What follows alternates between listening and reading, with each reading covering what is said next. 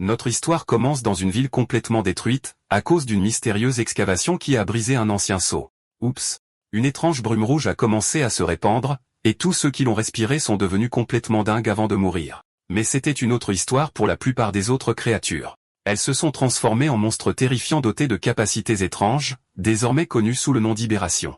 Au milieu de ce chaos, on voit un jeune homme avec un bras transformé, qui regarde toute la destruction autour de lui. Partout où ces choses passaient, elles laissaient une traînée de destruction, transformant des villes entières en ruines. Les monstres ont commencé à attaquer les gens, et la peur s'est répandue comme une traînée de poudre, une véritable panique. Pour tenter de contenir la menace, l'armée a été appelée et un avion militaire a rapidement tiré un missile. Les créatures rampent vers lui, montrant leurs dents et se préparant à bondir.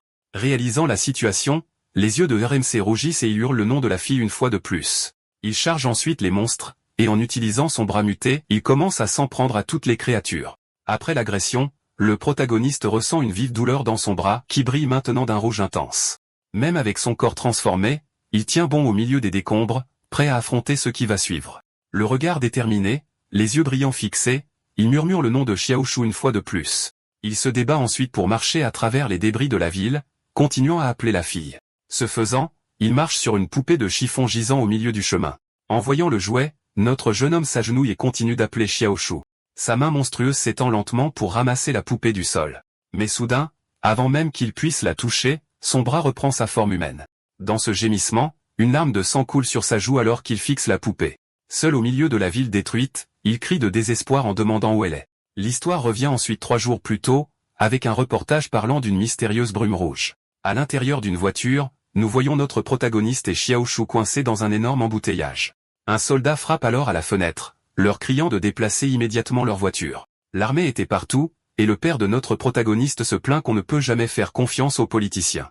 Xiaoshu dit qu'elle a peur, mais le père de notre MC la rassure en disant que tout va bien se passer. Le protagoniste regarde toute la scène chaotique se dérouler, perdu dans ses pensées sur la situation. Pendant ce temps, les soldats regardent le ciel, se demandant ce que pourrait être cette étrange brume rouge.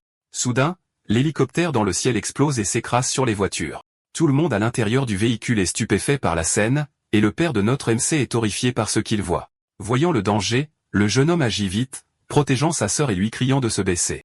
Juste à ce moment-là, leur voiture est percutée par un autre véhicule, ce qui la fait se renverser sous l'impact. Notre gars réussit à sortir des décombres et crie, inquiet, en demandant si ses parents vont bien. Son père répond que sa jambe est coincée, tandis que sa mère tousse, confuse par toute la situation.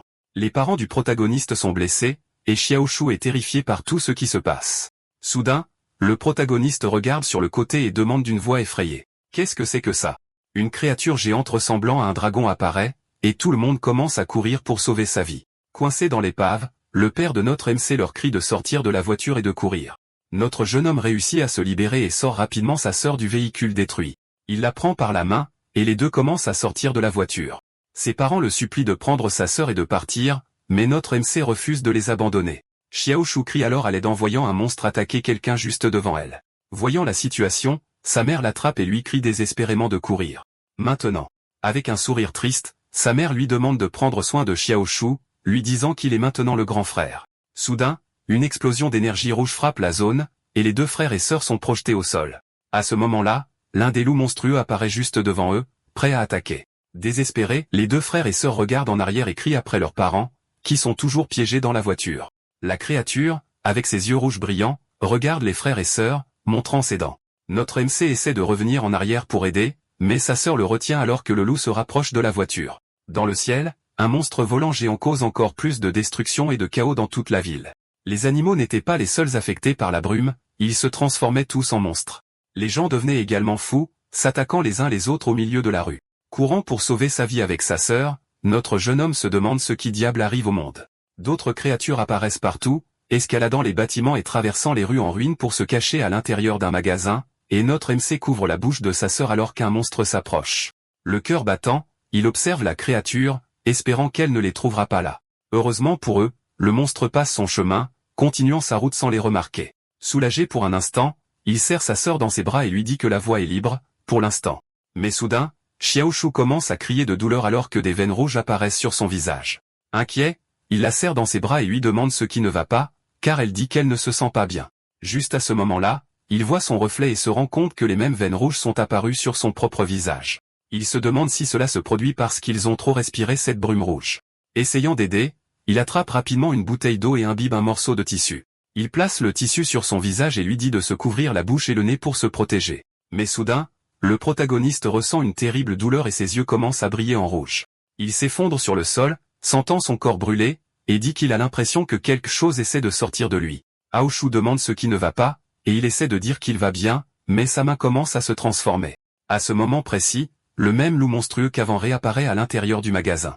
Sa sœur a peur et le supplie d'arrêter alors que le monstre se rapproche de plus en plus. La créature finit par les trouver et montre ses crocs, se préparant à attaquer les deux frères et sœurs. Voyant le danger, notre MC pousse sa sœur de côté et lui crie de courir alors que le monstre se jette sur elle. Les deux réussissent ensuite à s'échapper du magasin et commencent à courir désespérément dans la rue. Juste leur chance, un autre monstre volant géant descend du ciel, se dirigeant droit sur eux. Entouré par une autre créature, Xiaoxu, terrifié, demande ce qu'ils sont censés faire maintenant. Notre MC la serre fort dans ses bras et lui dit de ne pas avoir peur, qu'il est là pour la protéger. Soudain, un monstre géant ressemblant à un dragon plonge du ciel, droit sur eux. La créature s'écrase au sol, provoquant une onde de choc massive de destruction tout autour d'eux. Voyant qu'il n'y a pas d'issue, notre jeune homme se demande si c'est vraiment ainsi que tout se termine pour eux. RMC met alors sa sœur en sécurité, mais elle semble hésiter à suivre.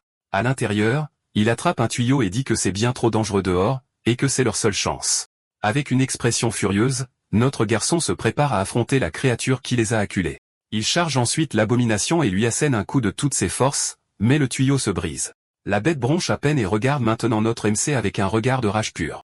Voyant une ouverture, la bête bondit sur notre protagoniste, qui tente de se défendre de l'attaque. Dans un mouvement rapide, notre type réussit à planter quelque chose de pointu dans l'œil du monstre pour se libérer. En arrière-plan, Xiaoju demande si son frère va bien et dit qu'elle va l'aider d'une manière ou d'une autre. La créature devient encore plus furieuse à cause de la blessure et charge de toutes ses forces, alors qu'il lui crie de courir. Alors, la fille commence à courir pour sauver sa vie pendant qu'il la supplie de ne pas regarder en arrière. Gravement blessé après le combat, le protagoniste commence à tousser et à cracher du sang sur le sol. À ce moment, une douleur intense envahit son corps, et il se demande pourquoi cela arrive maintenant de tous les moments. Pendant ce temps, le loup rattrape Xiaoshu, qui trébuche et tombe au sol, hurlant de terreur. Juste avant le coup final, le bras du protagoniste commence à se transformer. D'un mouvement rapide, le protagoniste parvient à atteindre la bête qui est sur le point de mordre Xiaoshu. Avec ses yeux rougeoyants, il se tient au-dessus du loup avec une arme à la main. Possédé par la rage, il se met à frapper la créature sans arrêt, criant pour qu'elle disparaisse. Xiaoshu regarde, horrifiée par la scène brutale qui se déroule devant elle. Puis elle court et le serre dans ses bras par derrière, suppliant son frère d'arrêter cette folie. Elle continue de supplier et lentement, il semble se calmer et revenir à la normale. Il se souvient alors des mots de sa mère, lui disant désespérément de s'enfuir de là. Ses parents, bien que blessés, sourient et lui demandent de prendre soin de sa sœur, parce que c'est lui le grand frère maintenant. Un souvenir plus heureux de ses parents refait surface, leur disant, à lui et à Xiaoshu, de survivre à tout prix. De retour dans le présent, redevenu lui-même, il regarde sa sœur et l'appelle par son nom. Yaoshu le regarde avec des larmes dans les yeux, profondément inquiète de l'état de son frère.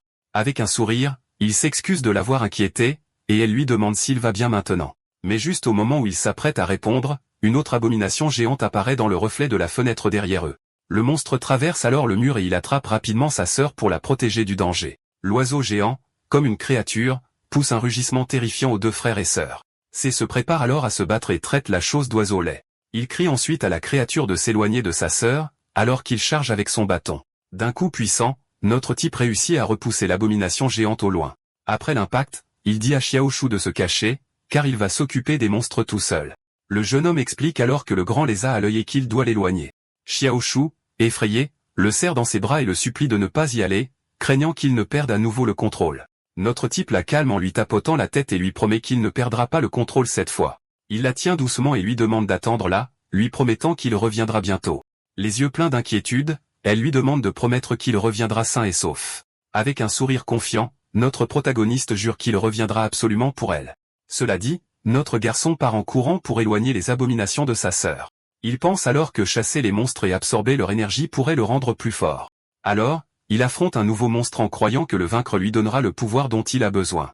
Le MC crie alors à la créature de s'effondrer alors qu'il la regarde avec détermination. Mais le grand monstre l'ignore, et plusieurs loups l'entourent à la place. Il est genre, quoi, ne suis-je même pas assez bon pour que tu te battes? Furieux, il se prépare à se battre, disant qu'il devra se frayer un chemin vers le grand patron à la dure.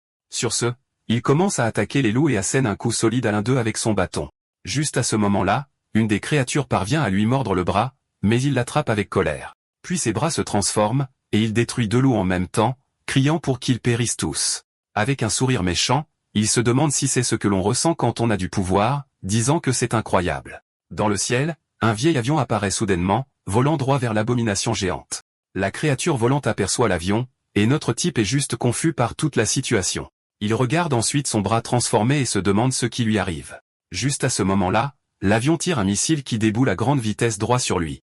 Inquiète, Xiaoshu sort de sa cachette, mais il lui crie désespérément de rester où elle est.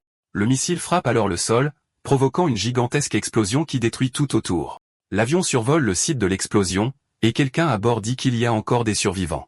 Des soldats arrivent mais décident de laisser le protagoniste derrière eux pour avoir été infecté, n'emmenant que Xiaoshu. Sur ce, l'un des soldats la prend et l'emporte rapidement loin de là. Allongé sur le sol, il tend la main et appelle le nom de Xiaoshu, alors qu'il est laissé derrière. Avec une expression déchirante, Xiaoshu lui pose une question qui le touche au plus profond de lui, pourquoi ne l'a-t-il pas sauvé? Elle demande pourquoi il n'est pas venu la chercher, alors que notre garçon crie désespérément son nom. Juste à ce moment-là, son bras transformé est vu au milieu des flammes du cauchemar qui le hante.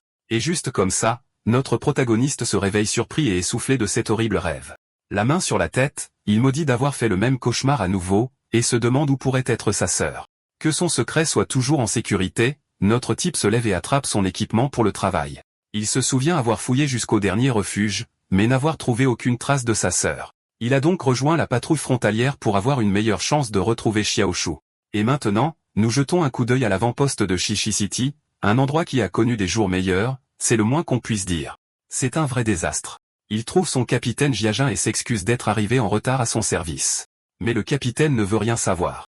Il lui donne un bon coup de pied et le traite de recrue bonne à rien. Il lui ordonne ensuite de monter à la tour de guet, le menaçant de ne pas tout gâcher. D'en haut, notre protagoniste observe la ville et la brume qui a tout détruit il y a 6 mois. Il fixe la tour, se demandant si ce monstre se cache toujours là-dedans. Le capitaine, tirant une bouffée de sa cigarette, dit que si l'unité spéciale ne peut pas gérer ça, il n'y a pas grand-chose qu'il puisse faire. Un soldat mentionne à quel point l'unité spéciale est célèbre, et le capitaine ricane, doutant qu'ils puissent échouer. Un autre soldat intervient, leur rappelant qu'ils ont éliminé des aberrations tout le long du chemin. Pendant ce temps, notre gars déteste l'odeur de cette brume, qui semble rendre les créatures encore plus agressives. Soudain, il remarque que quelque chose ne va pas. La brume pourpre bouge étrangement. Notre protagoniste réalise alors que quelque chose se dirige droit sur eux, et ça se déplace rapidement. Un des soldats prévient le capitaine que quelque chose ne va pas, mais il dit juste au gars de se taire. Mais le soldat insiste, demandant pourquoi la brume vient droit sur eux. Les yeux du capitaine s'écarquillent quand il voit que c'est l'unité spéciale d'intervention, et qu'il court pour sauver leur vie. Les soldats demandent ce qui s'est passé, mais le capitaine leur hurle juste de reculer maintenant. Soudain, l'un d'eux est touché, et le capitaine panique, criant à tout le monde de se replier. Une griffe acérée attrape le capitaine, qui hurle de terreur. Un monstre géant émerge des ombres, et le capitaine pense que son heure est venue. D'en haut, le protagoniste entend les cris désespérés alors que tout le monde essaie de s'échapper. Voyant le chaos absolu en bas, notre héros décide de faire un saut de la foi depuis la tour pour aider. Avec ça, un éclair frappe le sol juste devant la créature géante. Utilisant son bras transformé, il élimine une créature. Juste après, l'aberration géante apparaît et essaie de l'avaler tout entier. Mais notre protagoniste est trop rapide. Il assène un coup puissant à la créature, continuant son compte. Avec sa main monstrueuse, il commence à absorber l'énergie de l'aberration vaincue. Il se sent plus fort et se demande ce qui arriverait s'il absorbait encore plus d'énergie. Juste à ce moment-là, d'autres créatures apparaissent, et il continue son compte. Avec un sourire narquois, il dit aux aberrations, « Ne me laissez pas tomber ». Soudain, un rayon d'énergie violet frappe une des créatures de plein fouet. Pris au dépourvu par l'attaque, il se retourne, se demandant qui est là pour l'aider. Ensuite, la capitaine du détachement sang brûlant, Sonri, apparaît avec une expression grave. Notre gars panique quand il réalise qu'elle vient de l'unité spéciale d'intervention. Désespérément, il essaie de faire revenir son bras à la normale avant qu'elle ne puisse voir. Mais la capitaine n'est pas intéressée par les explications. Elle ordonne à ses soldats d'éliminer tout ce qui reste. Et juste comme ça, les soldats de l'unité spéciale encerclent rapidement notre protagoniste. Il lève les mains et s'identifie, mais la capitaine leur ordonne de tirer quand même. Mais au lieu de lui tirer dessus, les soldats détruisent l'aberration qui était juste derrière lui. Les soldats confirment l'élimination de la cible alors que le corps de la créature se désintègre. À ce moment-là, la capitaine commence à marcher lentement vers lui. Elle l'interroge ensuite sur son arme, et notre protagoniste réalise qu'il est dans de sales draps.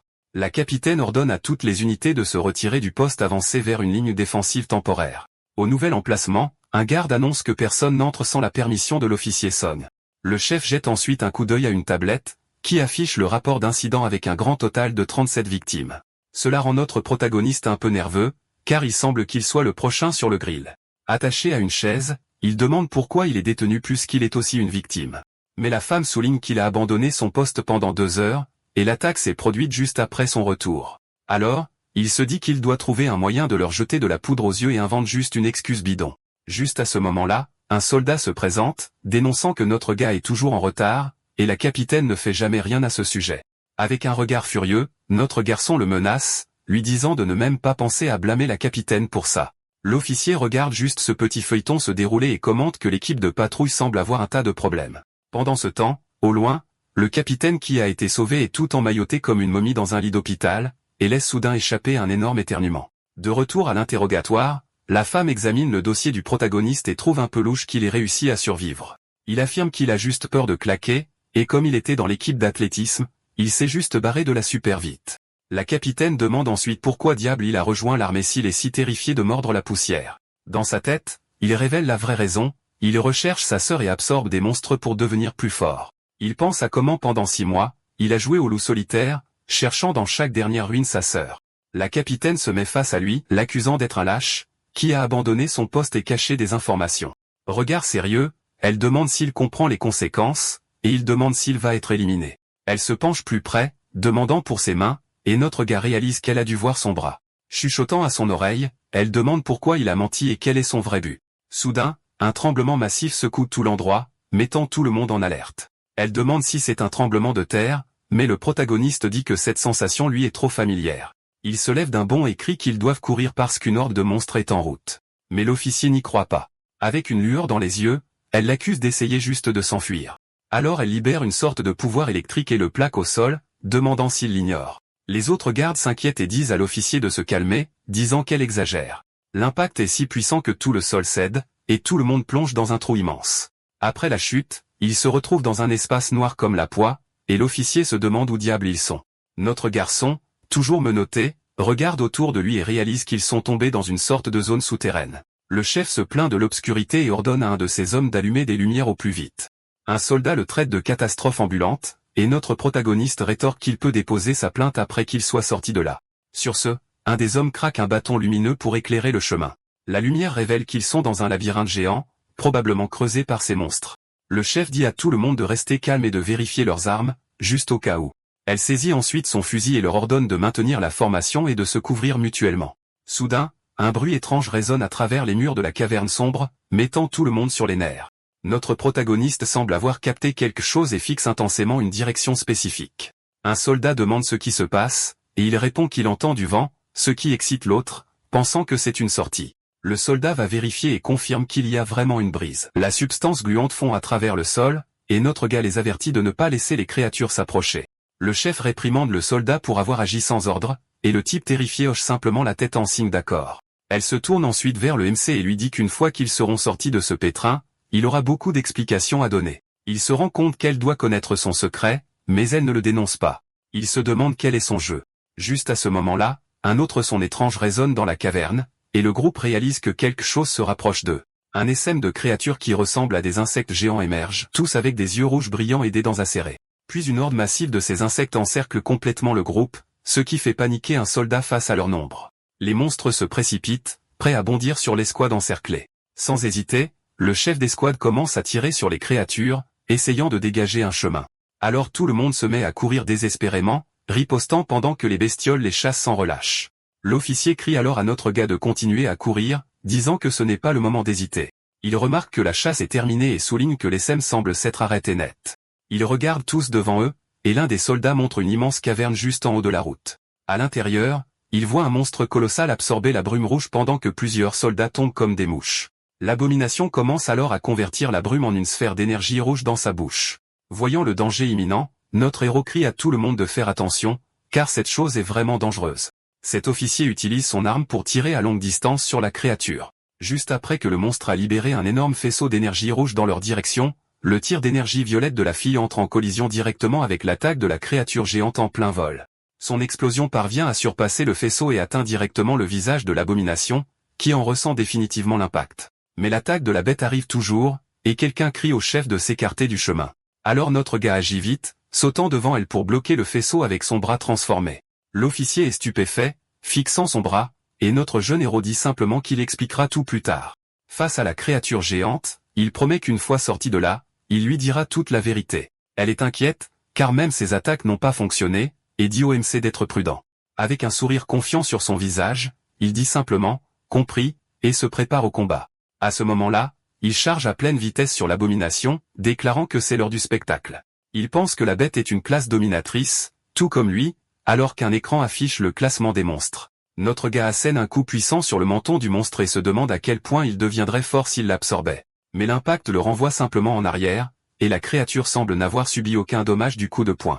Il remarque ensuite que cette chose est super résistante et qu'une bête normale aurait déjà été grillée. C'est comme un tank, et le MC dit qu'il a dû manger une tonne de ses congénères. L'abomination attaque avec sa griffe géante, mais notre gars esquive facilement le coup. Il trouve l'attaque beaucoup trop lente et se demande si le monstre a mis toutes ses stats dans la défense. Avec ses yeux brillants, il dit que c'est ridicule et que la créature n'est qu'un sac de frappe ambulant. Les autres soldats tirent sur la bête, mais les balles n'ont aucun effet, et l'un d'eux se demande s'il rêve. Le soldat se souvient que le MC était un peureux qui s'enfuyait toujours, et maintenant il se bat comme une bête. Le soldat est choqué par la scène et se demande « Qui diable est notre protagoniste ?» L'officier invente alors quelque chose, disant qu'il est un sujet de test gouvernemental secret conçu pour combattre les monstres. L'homme est sceptique puisque le MC était si poule mouillée, mais elle dit qu'elle ne l'a confirmé que lorsqu'il l'a sauvé.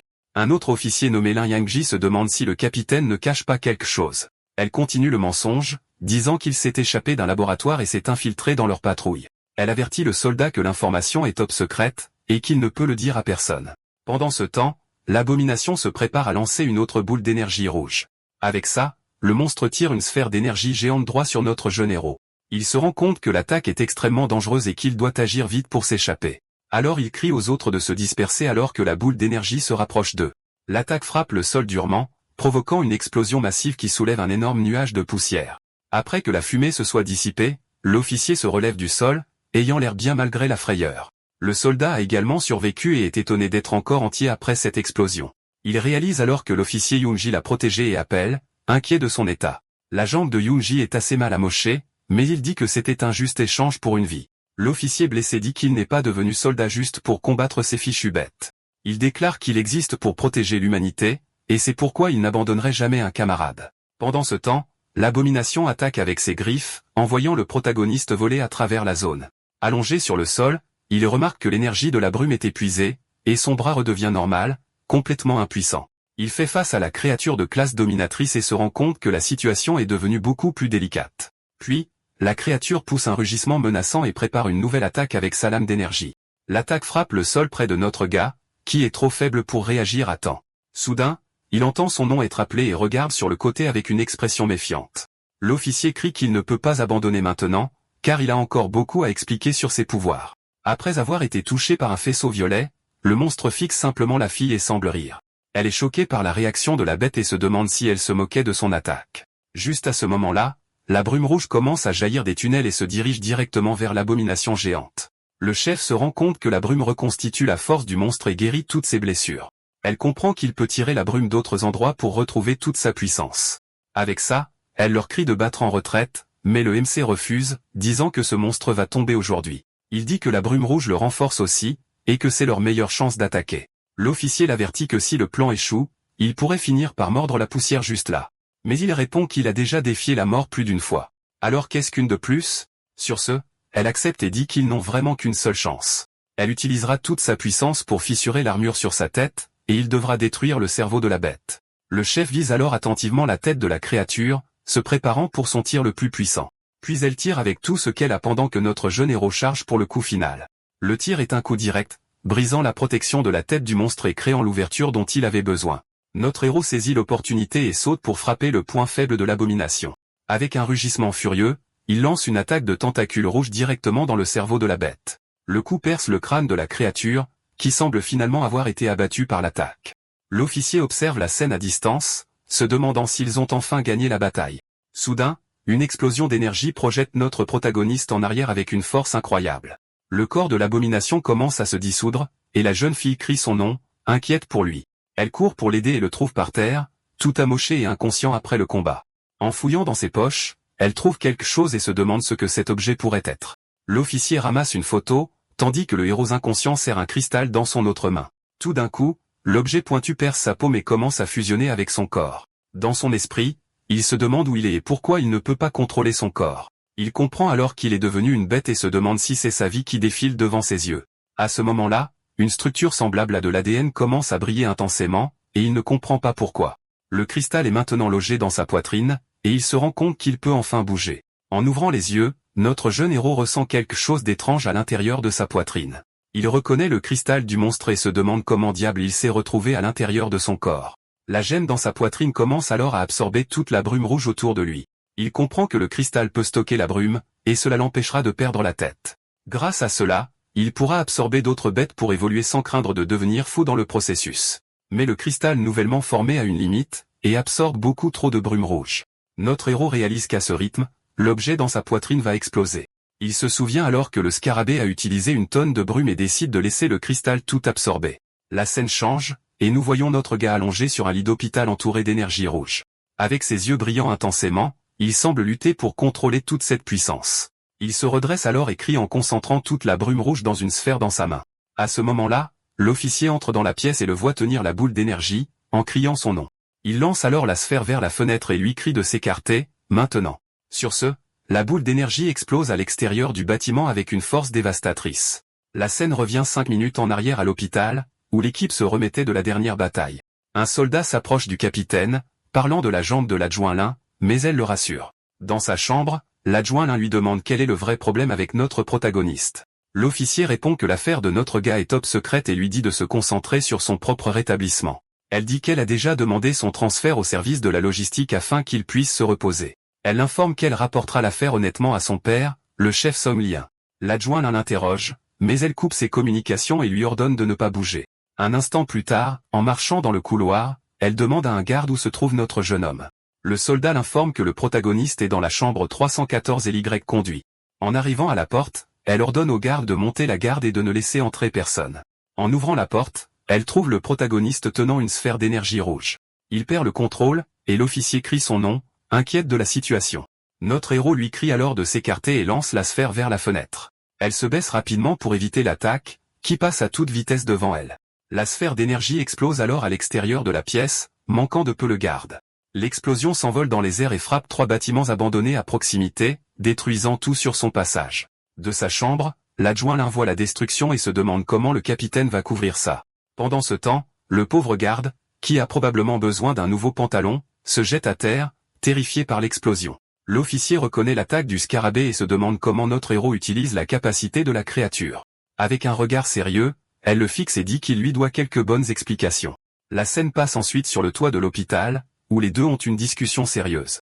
Elle croise les bras et lui demande s'il peut absorber les noyaux des bêtes et apprendre leur technique. Il explique qu'il peut absorber et stocker la brume rouge, et que le cristal dans sa poitrine se répare de lui-même. Avec un sourire narquois, le capitaine remarque qu'il a certainement beaucoup de tours spéciaux dans son sac. Notre héros confirme qu'il a gagné leur force mais craint de devenir un monstre aussi. À ce moment-là, il la regarde dans les yeux et demande si quelqu'un comme lui peut encore être considéré comme humain. Elle répond qu'il est unique en son genre, et que tout dépend de la façon dont il choisit d'utiliser ce pouvoir. Le capitaine continue, disant que son pouvoir est à la fois un désastre et une arme puissante. Elle lui présente alors 2 chemins. Le premier est de rejoindre son équipe en tant que recrue, et le deuxième est d'être classé comme une menace et d'être éliminé, tout comme les autres créatures. Le protagoniste répète le mot « Eliminated » avec un regard très sérieux sur son visage. Le capitaine pointe ensuite le bâtiment détruit et lui demande s'il pense vraiment que les troupes de la ville peuvent le gérer. Elle le traite d'arrogant et offre plusieurs avantages s'il rejoint son équipe. Mais il est méfiant et demande pourquoi elle risquerait de recruter un électron libre comme lui. L'officier admet qu'elle a besoin de lui pour un objectif précis mais insiste sur le fait qu'ils ne sont pas ennemis. Avec un regard mystérieux, la femme semble réfléchir à la situation, cachant peut-être quelque chose. Elle lui tend alors un objet, disant qu'il peut considérer la proposition comme une transaction. L'objet est en fait une photo de lui avec sa sœur, et notre héros est choqué, demandant comment elle l'a eu.